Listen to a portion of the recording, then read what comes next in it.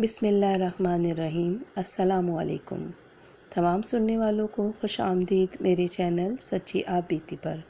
تو جن دوستوں نے ابھی تک میرے چینل سچی آپ بیتی کو سبسکرائب نہیں کیا ہے وہ اسے سبسکرائب کریں اور بیل کے بٹن کو پریس کریں تاکہ آپ کو ملتی رہے آنے والی تمام اپڈیٹ۔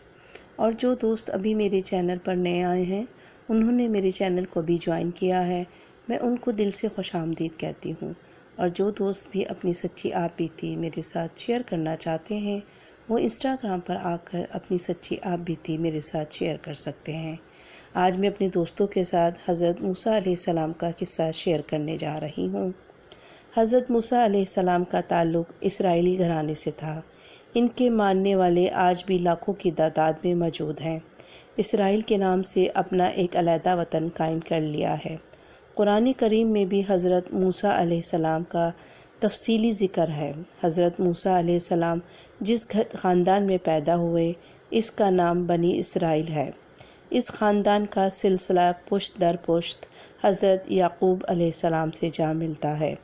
اسرائیل کے معنی خدا کا بندہ ہے۔ یہی وجہ ہے کہ حضرت یعقوب علیہ السلام کی اولاد کو بنی اسرائیل کہا گیا۔ حضرت یعقوب کا وطن کنعان تھا۔ ایک مرتبہ ملک کنعان میں زبردست قحط پڑ گیا۔ اناج کی قلت پیدا ہو گئی۔ حضرت یعقوب علیہ السلام اپنے بیٹوں کے ساتھ مصر چلے گئے۔ یہ ایک طرح کی ہجرت تھی۔ حضرت یعقوب علیہ السلام کس طرح اور کس حال میں ہجرت کر گئے اس واقعے کا ذکر حضرت یوسف علیہ السلام کی تاریخ میں ملتا ہے۔ چنانچہ حضرت یعقوب علیہ السلام اور ان کی اولاد مصر میں آباد ہو گئی۔ مصر کے اصلی باشندوں کو قطبی کہا گیا۔ اس لحاظ سے مصر میں دو قومیں آباد تھیں۔ ان میں اسرائیل کم تعداد میں تھے، اس لیے یہ قوم قبطیوں کی غلامی کرتی تھی۔ قطبی اسرائیل کو حقیر نظر سے دیکھتے تھے۔ اسرائیلی قطبیوں کے لیے ہر ادنیٰ کام کرتے تھے، عمارتیں بناتے تھے، بوجھ ڈھوتے تھے، کنویں کھودتے تھے، پانی لاتے تھے، لیکن خود ان کا اپنا حال یہ تھا کہ انہیں پیٹ بھر کر بھی کھانا نصیب نہیں ہوا کرتا تھا۔ مصر کے باشندے بتوں کی پوجا کرتے تھے۔ ان میں سے ایک دیو کا نام حورس تھا۔ حورس جنگ کا دیوتا کہلاتا تھا۔ وہ جانوروں کو بھی دیوتا مانتے تھے۔ ان میں خاص طور پر بیل کو مقدس جانتے تھے۔ سورج کی پوجا کرتے تھے۔ مصر کا بادشاہ فرعون کہلاتا تھا۔ اس نے خود اپنے آپ کو خدا کا درجہ دے رکھا تھا۔ ایک مرتبہ ایسا ہوا کہ ایک دن نجومی نے فرعون سے کہا کہ اسرائیلی گھرانے میں ایک ایسا لڑکا پیدا ہوگا جو تمہارے دین کی مخالفت کرے گا، وہ تمہیں خدا نہیں مانے گا۔ فرعون گھبرا گیا اور غور کرنا شروع کر دیا کہ اب کیا کرنا چاہیے۔ اس نے درباریوں سے مشورہ کیا۔ درباریوں نے سوچ کے بعد اسے رائے دی کہ اس مصیبت سے رہائی پانے کے لیے ایک ہی رائے ہے، وہ یہ کہ جس اسرائیلی گھرانے میں لڑکا پیدا ہو قتل کر دیا جائے اور لڑکیوں کو چھوڑ دیا جائے، اس طرح خطرہ ٹل جائے گا۔ اس کے لیے ضروری ہے کہ کارندے چھوڑ دیے جائیں، وہ گھر گھر جا کر معلومات حاصل کریں کہ کس کے گھر میں حاملہ عورت ہے، پھر وہ اس پر نظر رکھی جائے۔ چنانچہ ایسا ہی ہوا۔ اس کام کے لیے کارندوں کو چھوڑ دیا گیا۔ یہ کارندے گھر گھر جاتے، عورتوں کے پیٹ ٹٹولتے۔ اسرائیلیوں کے اندر فرعون کے خلاف بولنے کی جرأت بھی نہ تھی، وہ نہ احتجاج کر سکتے تھے، وہ دل ہی دل میں کڑنے لگے۔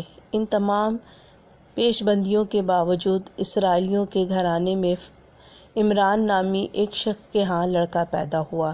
عمران کی بیوی پریشان تھی کہ کس طرح لڑکے کو بچایا جائے۔ فرعون کے کارندے گھر گھر جاتے ہیں، عمران کی بیوی کو بھی خوف لاحق ہو گیا۔ آخر کار فرعون کے کارندوں کو معلوم ہو گیا۔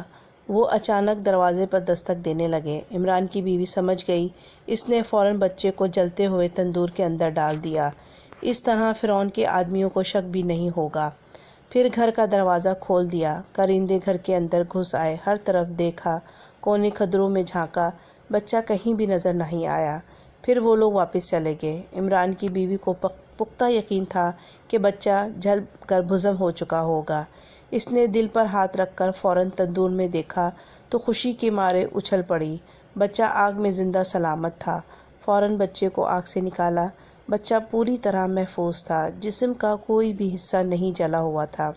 اس نے اللہ کا شکر ادا کیا کہ خطرہ ٹل گیا۔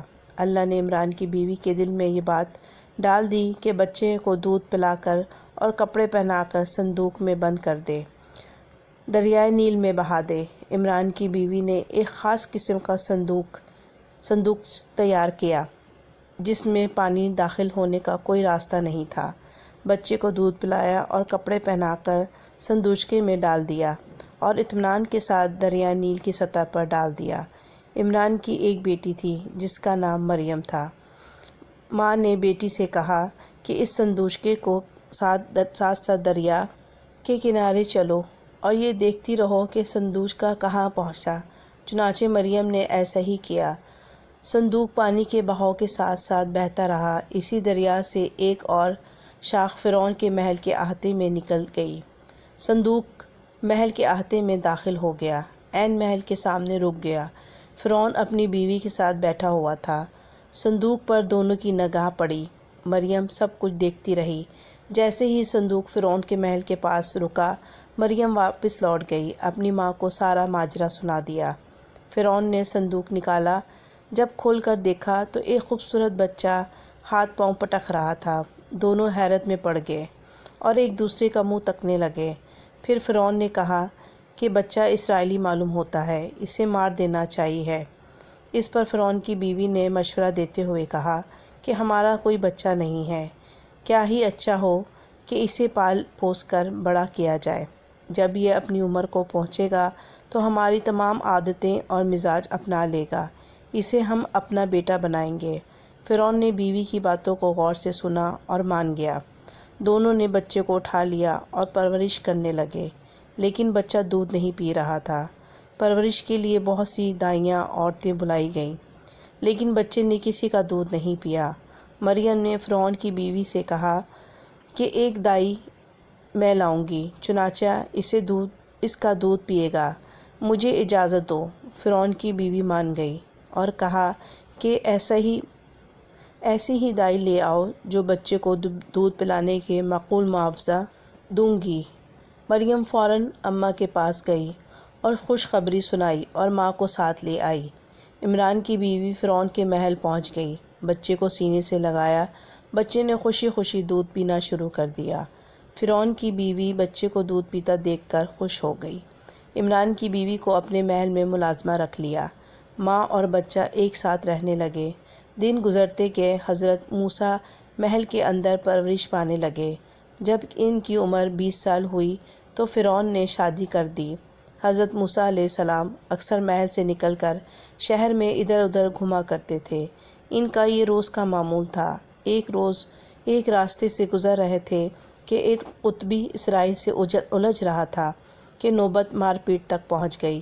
اسرائیلی نے موسیٰ علیہ السلام کو آواز دیتے ہوئے کہا، مدد کے لیے پکارا۔ جب موسیٰ علیہ السلام قریب پہنچے تو دیکھا کہ قطبی اسرائیلی کو بے تحاشا مار رہا تھا۔ موسیٰ علیہ السلام نے بیچ بچاؤ کی کوشش کی، لیکن قطبی نہیں مانا۔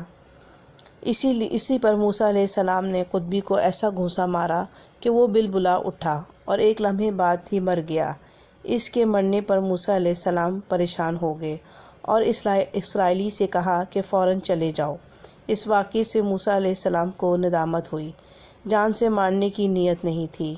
پھر آپ علیہ السلام نے اللہ تعالیٰ سے گزاری کے ساتھ دعا کی، اے میرے رب، میں نے اپنی جان پر ظلم کیا، مجھے بخش دے، بے شک تو بڑا بخشنے والا ہے۔ فرعون نے حکم دیا کہ قاتلوں کو تلاش کرو۔ کچھ عرصے بعد موسیٰ علیہ السلام ایک راستے سے گزر رہے تھے کہ دیکھا کہ وہی اسرائیلی ایک قطبی سے الجھ رہا تھا۔ اس نے پچھلی مرتبہ کی طرح موسیٰ کو پکارا۔ حضرت موسیٰ علیہ السلام نے اسرائیلی کو ڈانٹتے ہوئے کہا کہ تم ہمیشہ لوگوں سے لڑتے رہتے ہو، مجھے بلاتے ہو۔ اسرائیلی نے چیختے ہوئے کہا کہ موسیٰ، ہم پر کیوں خفا ہوتے ہو؟ کیا تم مجھے بھی مار ڈالو گے جیسا کہ کچھ دن قبل تم نے ایک قطبی کو مار ڈالا تھا؟ اسرائیلی کی زبان سے نکلی ہوئی یہ بات راہ گیروں نے سن لی۔ حضرت موسیٰ علیہ السلام گھبرا گئے کہ یہ بات فرعون کے کانوں تک پہنچ جائے گی، وہ مجھے سزا دے گا۔ آپ علیہ السلام نے اس خیال سے مصر سے نکل جانے کا فیصلہ کیا۔ فرعون کے قہر سے بچنے کا یہی ایک راستہ تھا۔ حضرت موسیٰ علیہ السلام مصر سے روانہ ہوئے اور مدین کی طرف چل پڑے۔ آپ علیہ السلام راستہ طے کر رہے تھے کہ راستہ کیا تھا۔ ایک چٹیل میدان تھا جہاں نہ پانی تھا نہ کوئی سایہ دار درخت تھا، صرف خاردار جھاڑیاں تھیں۔ گرمی کی شدت سے برا حال تھا، لیکن آپ راستے طے کرتے رہے۔ کچھ دور فاصلے پر ایک کنواں نظر آیا، وہاں کچھ لوگ پانی بھرتے نظر آئے۔ آپ کنویں کے پاس پہنچے تو دیکھا کہ چرواہے ہیں، پانی نکال رہے ہیں۔ ایک طرف دو لڑکیاں بھی کھڑی ہیں۔ حضرت موسیٰ علیہ السلام نے لڑکیوں سے کھڑی ہونے کی وجہ دریافت کی تو لڑکیوں نے بتایا کہ یہ چرواہے پانی لینے نہیں دے رہے۔ ہمارے والد ضعیف العمر ہیں، وہ پانی بھرنے کے قابل نہیں ہیں، اسی لیے ہم یہاں پانی لینے آئے ہیں۔ حضرت موسیٰ علیہ السلام نے وہاں سے چرواہوں کو ہٹایا، کنویں سے پانی بھرا ہوا بھاری پتھر ہٹایا، کنویں کا ڈول ڈال دیا، اسی ڈول سے پانی نکال کر لڑکیوں کو دیا، خود بھی پیا۔ لڑکیوں نے اپنے مویشیوں کو پانی پلایا اور پانی لے کر گھر کی طرف چل پڑیں۔ حضرت موسیٰ علیہ السلام کے لیے یہ جگہ اجنبی تھی، یہاں انہیں کوئی نہیں جانتا تھا، نہ ان کے پاس کھانے کے لیے کچھ بھی نہیں تھا۔ سفر کرنے کے باعث بہت زیادہ تھکے ہوئے تھے۔ پاس ہی ایک درخت کے سائے میں بیٹھ گئے اور دعا کی، اے رب، تو نے جو اچھی چیز اتاری ہے میں اس کا محتاج ہوں۔ لڑکیوں نے گھر پہنچ کر اجنبی مسافر اور پانی دینے کے بارے میں باپ سے سارا ماجرا بیان کیا۔ باپ نے کہا ایک لڑکی سے کہ جاؤ اس اجنبی مسافر کو اپنے ساتھ لے آؤ، وہ ہمارا مہمان ہوگا۔ بیٹی باپ کے حکم کی تعمیل کرتے ہوئے حضرت موسیٰ علیہ السلام کے پاس آئی اور کہا کہ میرے باپ نے آپ کو یاد فرمایا ہے، آپ میرے ساتھ چلیے، وہ آپ سے ملنا چاہتے ہیں۔ حضرت موسیٰ علیہ السلام آمادہ ہو گئے اور ساتھ روانہ ہو گئے۔ راستے میں حضرت موسیٰ علیہ السلام نے لڑکی سے کہا کہ میں آگے چلوں گا، تم میرے پیچھے چلنا اور رہنمائی کرنا۔ دونوں گھر پہنچے۔ بیٹی نے حضرت موسیٰ کا تعارف باپ سے کروایا۔ دونوں کچھ دیر باتیں کرتے رہے۔ حضرت موسیٰ علیہ السلام نے مصر چھوڑنے کا تمام واقعہ سنایا۔ اس پر بزرگ میزبان نے شعیب کے نام سے اپنا تعارف کرواتے ہوئے کہا کہ تم میرے مہمان ہو اور یہاں محفوظ ہو، اب تم ظالموں سے دور ہو۔ بیٹی نے باپ سے سفارش کرتے ہوئے کہا کہ آپ اس اجنبی کو ملازم رکھ لیں، اس کے لیے یہ قوم بھی ہے اور قوی بھی ہے اور امانت دار بھی ہے۔ باپ نے قوی ہونے کا سبب پوچھا تو اس نے بتایا کہ قوی ہونے کا ثبوت اس کے اس طرح ملا کہ اس نے بھاری ڈول سے پانی نکالا۔ لیکن یہ تم نے کیوں کر جانا کہ وہ امانت دار بھی ہے؟ حضرت شعیب علیہ السلام نے پوچھا۔ بیٹی نے جواب دیا کہ جب میں بلانے گئی تو اجنبی نے مجھے پیدل چلنے کے لیے کہا اور وہ خود آگے چلتا رہا، میں اشارے سے راستہ بتاتی رہی، ہم دونوں اس طرح راستہ طے کرتے رہے۔ میں سمجھ گئی کہ پیچھے چلنے کا اشارہ اسی لیے تھا کہ اس کی نگاہ مجھ پر نہ پڑے۔ حضرت شعیب نے حضرت موسیٰ سے فرمایا کہ اللہ نے میرے دل میں بات ڈالی ہے کہ میری بیٹی صفورہ کا نکاح تم سے کر دوں۔ اس کا حق مہر یہ ہے کہ تم 8 سال تک میری بکریوں کی رکھوالی کرو گے۔ اگر مدت بڑھا کر 10 سال کر دو تو یہ اور بھی بہتر ہے۔ حضرت موسیٰ علیہ السلام نے شرط منظور کر لی اور نکاح ہو گیا۔ حضرت شعیب علیہ السلام نے اپنا عصا بھی حضرت موسیٰ کے حوالے کیا۔ وہ ایک مدت تک مدین میں رہے اور ذمہ داریاں نبھاتے رہے، لیکن مصر کی یاد ستاتی رہی۔ کبھی کبھی ان کے دل میں خیال آتا کہ مصر واپس جا کر حالات کا جائزہ لیا جائے۔ آپ نے ایک مرتبہ پختہ ارادہ کر لیا، حضرت شعیب علیہ السلام کو اپنے ارادے سے آگاہ کیا اور اجازت چاہی۔ حضرت شعیب نے جانے کی اجازت دے دی۔ حضرت موسیٰ علیہ السلام نے اپنی اہلیہ صفورہ کے ہمراہ جانے کے لیے سفر سامان باندھ لیا اور مصر کی جانب چل پڑے۔ راستہ طے کر رہے تھے کہ کھانے کا وقت آ پہنچا۔ کھانا پکانے کے لیے آگ کی ضرورت پڑی۔ چکمگا پتھر کو رگڑنا شروع کیا، لیکن آگ کی چنگاری بھی نہیں نکلی تو مایوس ہو گئے۔ یک بار کی آسمان کی طرف کالے بادل چھا گئے۔ اچانک تیز و تند آندھی آئی۔ اس کے بعد بارش شروع ہو گئی جس سے موسم بدل گیا، بلکہ موسم سرد ہو گیا۔ حضرت موسیٰ علیہ السلام کو سردی محسوس ہوئی۔ گرمی پیدا کرنے کے لیے آگ کی ضرورت پڑ گئی۔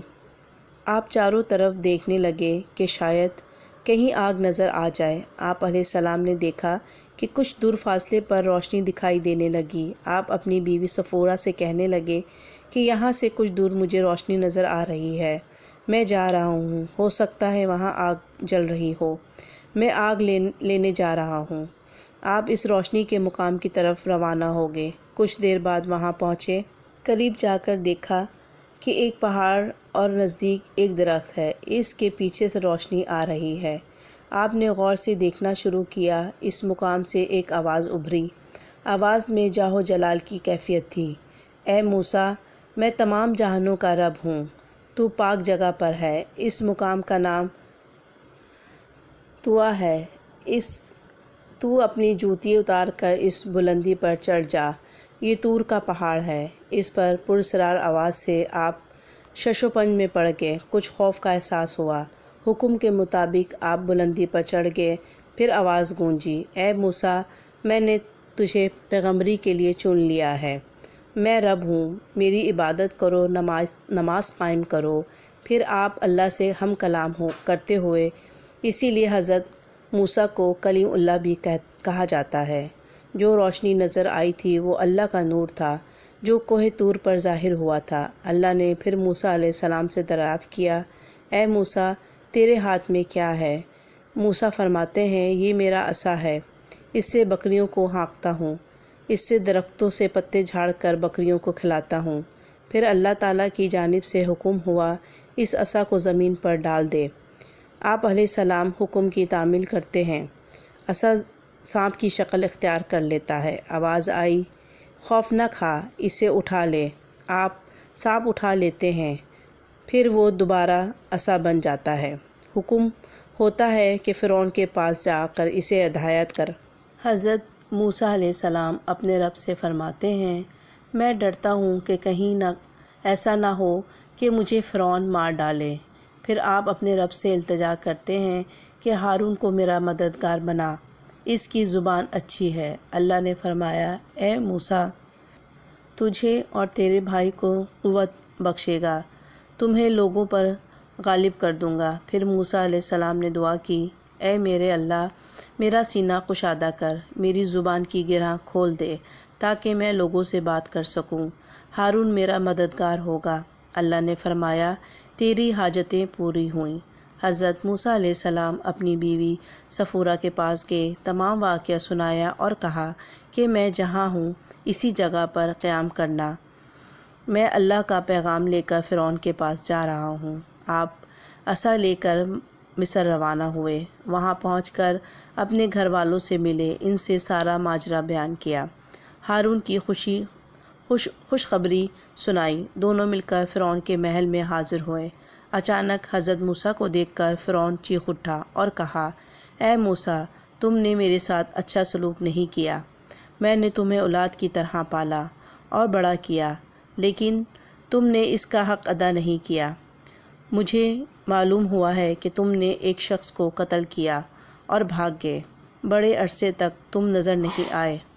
بتاؤ، تم نے ایک شخص کو قتل کیا، اب بتاؤ تمہارے ساتھ کیا سلوک کروں؟ حضرت موسیٰ علیہ السلام نے فرمایا، میری نیت قتل کرنے کی نہیں تھی، جو کچھ ہوا وہ اتفاق تھا، اس کے لیے میں اپنے رب سے معافی طلب کی ہے۔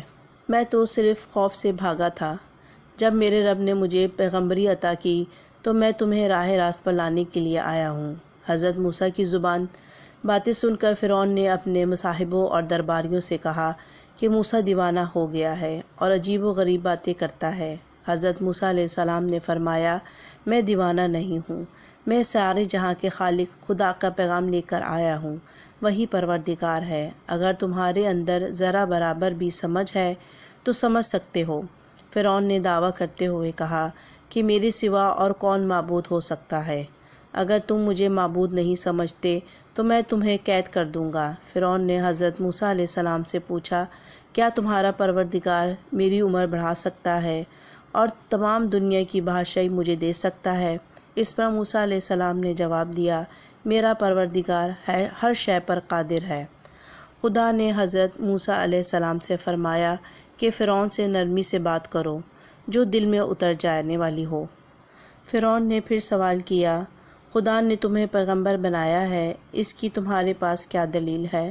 موسیٰ نے اپنا عصا زمین پر ڈال دیا تو ایک خوفناک ناگ اژدہا کی شکل اختیار کر گیا۔ فرعون نے جب یہ معجزہ دیکھا تو خوف زدہ ہو گیا۔ پھر حضرت موسیٰ نے اژدہا کو اٹھا لیا تو وہ عصا بن گئی۔ فرعون نے اپنے درباریوں سے کہا کہ موسیٰ تو جادوگر ہے، یہ جادو کے زور پر تم لوگوں کو ملک سے نکال دے گا۔ فرعون کے مصاحبوں نے مشورہ دیا موسیٰ کے مقابلے کے لیے ملک بھر کے بڑے بڑے جادوگروں کو بلایا جائے، ان سے مقابلہ کرنا موسیٰ کے بس کی بات نہ ہوگی۔ چنانچہ جادوگروں کو تلاش کر کے فرعون کے دربار میں لایا گیا اور حضرت موسیٰ علیہ السلام کو بھی پیغام بھجوایا کہ آؤ اور جادوگروں سے مقابلہ کرو۔ حضرت موسیٰ علیہ السلام دربار میں پہنچے، ساتھ ہارون بھی تھے۔ فرعون نے موسیٰ سے کہا کہ اپنا کمال کر دکھاؤ۔ موسیٰ نے جادوگروں کو للکار کر کہا کہ آئیں اپنا اپنا جادو کا کمال کر دکھائیں۔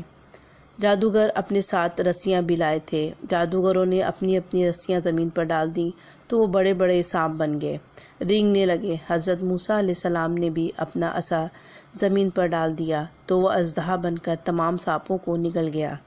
یہ معجزہ دیکھ کر جادوگر حیرت میں پڑ گئے۔ موسیٰ علیہ السلام نے فرمایا، حق اور باطل ظاہر ہو گئے۔ تمام جادوگر معجزہ دیکھ کر سجدے میں گر گئے اور کہنے لگے، ہم موسیٰ اور ہارون علیہ السلام کے دین پر ایمان لے آئے، اور کہا کہ موسیٰ حق پر ہے اور سچا ہے۔ جادوگروں کی زبانی موسیٰ اور ہارون کی تعریف سن کر فرعون نے جادوگروں سے کہا، میں تم لوگوں کو سزا دوں گا اور تمہارے ہاتھ اور پاؤں کاٹ دوں گا۔ جادوگروں نے فرعون کو جواب دیا، ہمیں کوئی خوف نہیں ہے، ہمیں پروردگار کی طرف جانا ہے، وہی ہمارے گناہوں کو معاف کرے گا۔ حضرت موسیٰ علیہ السلام نے فرعون کے رویے سے مایوس ہو کر اللہ سے دعا کی، اے اللہ، فرعون کو سزا دے، وہ لوگوں کو گمراہ کر رہا ہے، اس کے پاس مال و دولت ہے، اس لیے عیش کی زندگی بسر کر رہا ہے، لیکن ایمان نہیں لاتا۔ فرعون اللہ کا منکر تھا۔ ایک روز اس نے اپنے وزیر حامان کو حکم دیا کہ میں خدا کو دیکھنا چاہتا ہوں، اس کے لیے ایک بہت اونچا مینار تعمیر کرو، میں اس پر چڑھ کر خدا کو دیکھوں گا۔ فرعون کے کہنے پر حامان نے ایک بلند و بالا مینار تعمیر کیا۔ وہ اتنا اونچا تھا کہ اپنی جگہ پر برقرار نہ رہ سکا اور دھڑم سے زمین پر بوس ہو گیا۔ حضرت موسیٰ علیہ السلام نے دعا کی، اللہ تعالیٰ نے سن لی۔ فرعون ہر طرح کے عذاب میں گھر گیا۔ ملک میں ہر طرف بیماریاں پھوٹ پڑیں، قحط پڑ گیا، اناج کا ایک دانہ بھی نہیں مل رہا تھا۔ طرح طرح کی آفات سے فرعون گھبرا گیا۔ اس نے قوم نے ولولہ مچایا، فریاد کی، یہ کیا ہو گیا، ہم تو ہر طرح کے عذاب میں مبتلا ہیں۔ فرعون نے اپنی قوم سے کہا کہ موسیٰ سے کہو کہ یہ عذاب ٹال دے۔ فرعون کے مشورے پر لوگ حضرت موسیٰ علیہ السلام کے پاس آئے اور کہنے لگے کہ ہم سب عذاب میں مبتلا ہو گئے ہیں، ہمارے پاس اناج نہیں ہے، ہم فاقے کر رہے ہیں، ہم بیماریوں میں ہیں، ہم تنگ آ چکے ہیں، ہمارے اندر اب اتنی سخت نہیں کہ ہم برداشت کر سکیں۔ ان کی حالت دیکھ کر حضرت موسیٰ علیہ السلام کو رحم آ گیا۔ آپ نے اللہ سے دعا کی تو عذاب ٹل گیا۔ کچھ عرصے تک اطمینان سے رہے، پھر دوبارہ گناہ میں مبتلا ہو گئے اور عذاب کو بھول گئے۔ اللہ نے پھر ان پر عذاب نازل کیا تو حضرت موسیٰ علیہ السلام کے پاس آئے اور گناہوں کا اعتراف کیا، اپنی گمراہ کن حرکتوں پر نادم ہوئے اور کہا کہ ہم موسیٰ اور ہارون کے رب پر ایمان لے آئے۔